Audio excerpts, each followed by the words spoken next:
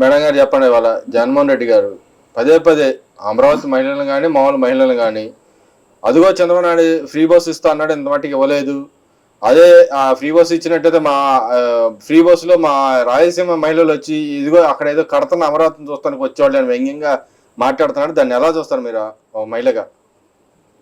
మేమైతే ఫ్రీ బస్సుల కోసం ఎవరు ఎదురు చూడట్లేదండి ఇక్కడ. ఎందుకంటే ఆయన ఫ్రీ బస్సు అది చాలా చిన్న విషయం అని కూడా చెబుతున్నాడు. ఇప్పుడు ఎంతో ఖర్చు, నెలకి ఎంత 2 కోట్లు 24 కోట్లు అవుతుంది. అది చాలా చిన్న విషయం, అసలు తక్కువే బడ్జెట్ అవుతుంది, అది ఎందుకు పెట్టలేదు, ఇంకా మా వాళ్ళు అందరూ అటు ఇటు చూడాలనుకుంటున్నారని కూడా చెబుతున్నాడు. మీ వాళ్ళు చూడాలనుకుంటే సచివాలయం కట్టేటప్పుడు చంద్రబాబు హయాంలో ఉచిత బస్సులు పెట్టి అందరిని, ఆడాళ్ళని మగాళ్ళని అందరిని తీసుకొచ్చి చూపించారండి. ఈ ప్రాంతం అంతా చూసి వెళ్ళారు. పోలవరం ఒకటి చూసి వచ్చారు అందరు కలిసి వెళ్ళి. అలాంటిది వాళ్ళు ఉచిత బస్సుల్లోనే వచ్చి చూడాలనే ఉందో. రేపు పనులు స్టార్ట్ చేస్తారు, టెండర్లు వేశారు, ఎమ్మెల్సీ ఎలక్షన్ అని అవి వాయిదాలు వేశారు. ఇప్పుడు మళ్ళీ టెండర్లు వేశారు. ఆ టెండర్లు వేస్తే పనులు స్టార్ట్ అవుతాయి. ఇక 15 నుంచి ఆగవు పనులు. వన్స్ మొదలు పెడితే పనులు ఆపే పనే లేదు. ఎందుకంటే ఈసారి కేంద్రం సపోర్ట్ కూడా బాగా ఉంది, కేంద్రం వాళ్ళు కూడా సహకరిస్తున్నారు. ఇవాళ కూడా ఆయన నిర్మలా సీతారామన్ గారి దగ్గరికి వెళ్ళి బడ్జెట్ ముందు పెట్టి వచ్చి చెప్పాడని చెబుతున్నారు కదా. ఆయనే ఇవన్నీ బడ్జెట్ పెట్టాను, నాకు ఇంత కావాలి, మేమందరం పనులు మొదలు పెట్టాలని చెప్పి చెబుతున్నారు. నువ్వు అన్నట్టు అటు ఇటు వెళ్ళి చూసి వస్తారు, ఉచితం వాళ్ళకి లేదు వీళ్ళకి లేదు అన్నాడు చంద్రబాబు. సంవత్సరం అయిపోయింది. ఏం సంవత్సరం అయిపోయింది? వాళ్ళు ఎక్కి 8 నెలలు. బడ్జెట్లో నువ్వెంత అప్పులు పాలు చేసావో వాటికి వడ్డీలు కడతాం సరిపోతుంది. వాళ్ళకి కూడా ఇవాళ వడ్డీలు కడుతున్నారు. మాట్లాడితే ఉచితాలు వేయి, సూపర్ 6 ఏది, సూపర్ 6 ఏది, నేను అసెంబ్లీలో మాట్లాడటానికి బడ్జెట్ మీద మాట్లాడాలంటే నేను కూర్చోలేకపోతున్నా. మీరు 11 మంది ఉన్నారు. 11 మందికి తలా 5 నిమిషాలు ఇస్తే 11 5 మీకు 50 గంట మీకే ఇస్తారు. మేము మాట్లాడతాము అని ఖచ్చితంగా అంటే గంట పాటు మీరే మాట్లాడవచ్చు. బడ్జెట్ మీద దేని మీద మీరు మాట్లాడుకుంది. ఇవాళ నేను అసెంబ్లీలోకి వచ్చి ఏం అసలు రాజ్యాంగంలోనే లేదంట మీ ప్రతిపక్షం గురించి. గతంలో మరి అసలు గతంలో చేసినవన్నీ వీళ్ళు మర్చిపోతారండి. జగన్మోహన్ రెడ్డి అనేవాడు గతంలో ఆయన నేర్పిన విద్య. 4 తీసేస్తే నీకు ప్రతిపక్ష హోదా కూడా ఉండదు, ఇట్లాగేమంటే నీకు అది కూడా ఉండదని అది నేనే ఇచ్చాను ఏదో దయతో చంద్రబాబుకి. అప్పుడే మా వాళ్ళందరూ వాళ్ళని కూడా లాగేద్దాం అన్నారంట. లాగపోయారు. లాగేద్దాం అన్న వాళ్ళందరూ మీ పక్కన వచ్చి కూర్చున్నారు. ఇంకెవరిని లాగుతారు మీరు?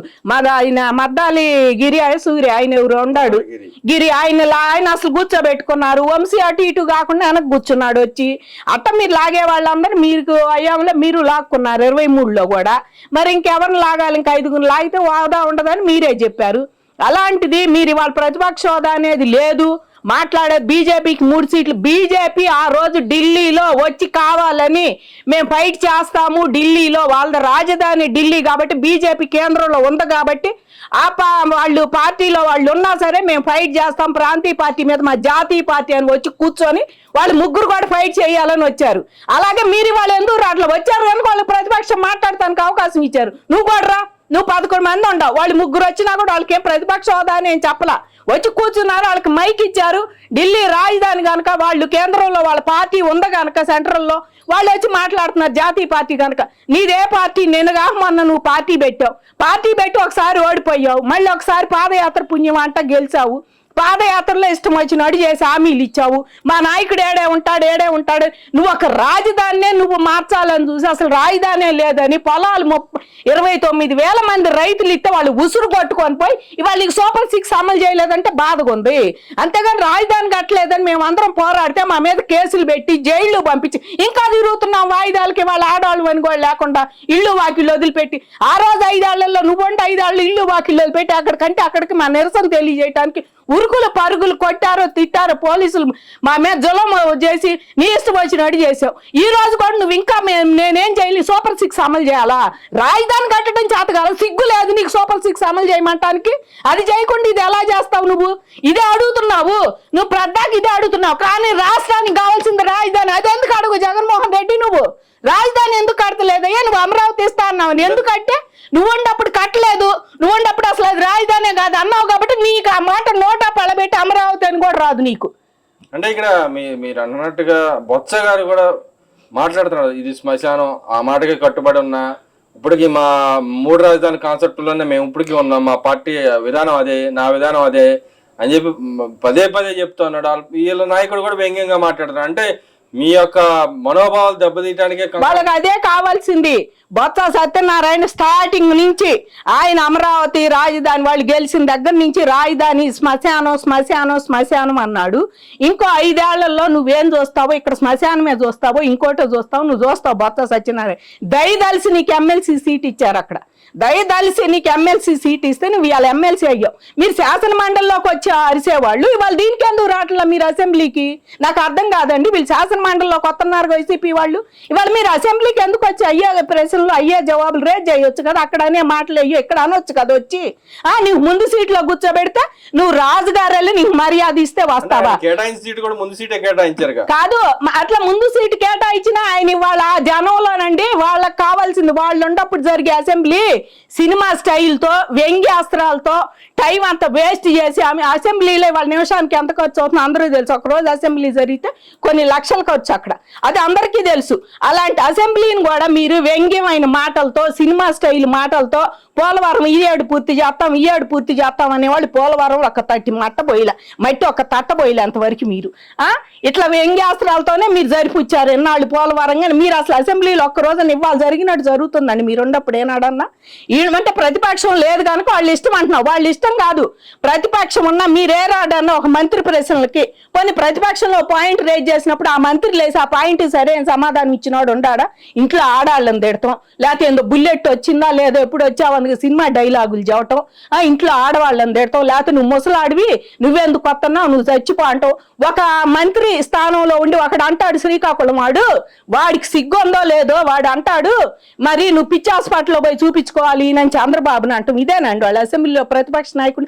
అదే జగన్మోహన్ రెడ్డిని అంటే ఊరుకునే వాళ్ళు కళ్ళు ఎట్టబెట్టి చూపించటం ఒక ముఖ్యమంత్రి, మళ్ళీ మిగిలిన వాళ్ళు కూడా కదా ఒక ముఖ్యమంత్రి.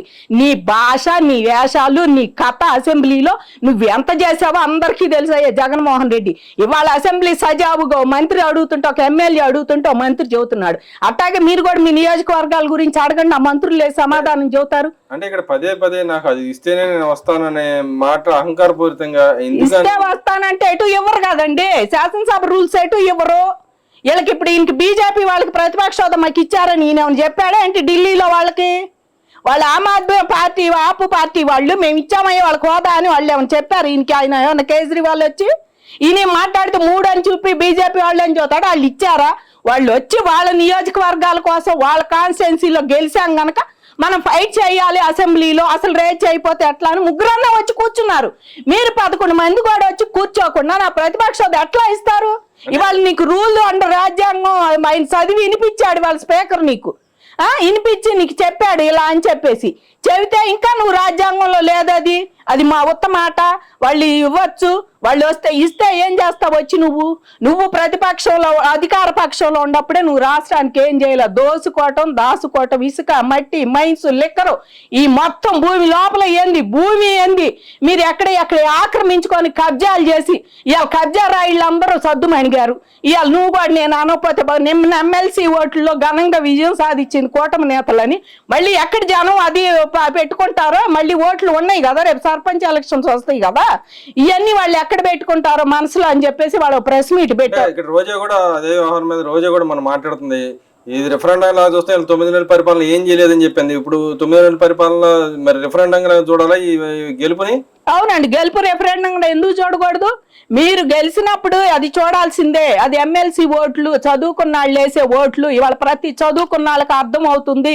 చదువు లేని వాళ్ళకి డబ్బులు ఇచ్చి తల్లి దీవెనలు ఆ వసతులు ఈ వసతులతో చేయూత ఆసరా అని నువ్వు ఇచ్చావు కనుక అందరు తీసుకుంటారు. కానీ చదువుకున్న వాళ్ళు ఆలోచించేది ఏంటంటే రాష్ట్రం ఎట్ట ముందు బాద్దా, మన పిల్లలకి పనులు ఎక్కడ దొరుకుతాయా, మనకి ఎక్కడ దొరుకుతాయా, మనకు ఉద్యోగాలు ఎట్లా వస్తాయా, మన పిల్లలు ఎట్లా బాగుపడతారా, ఏమొస్తాయా అని చూసి దానికి ఓటేస్తారు. అంతేగాని నువ్వు అన్నట్టు నాకు ఇజ్జా దీవెని ఎత్తాడు ఈయన ఇయ్యెత్తాడు వాళ్ళు చదువుతున్నాడు ఫీజు రీఎంబర్స్మెంట్ ఇవ్వలేదు, నువ్వు ఇచ్చావా?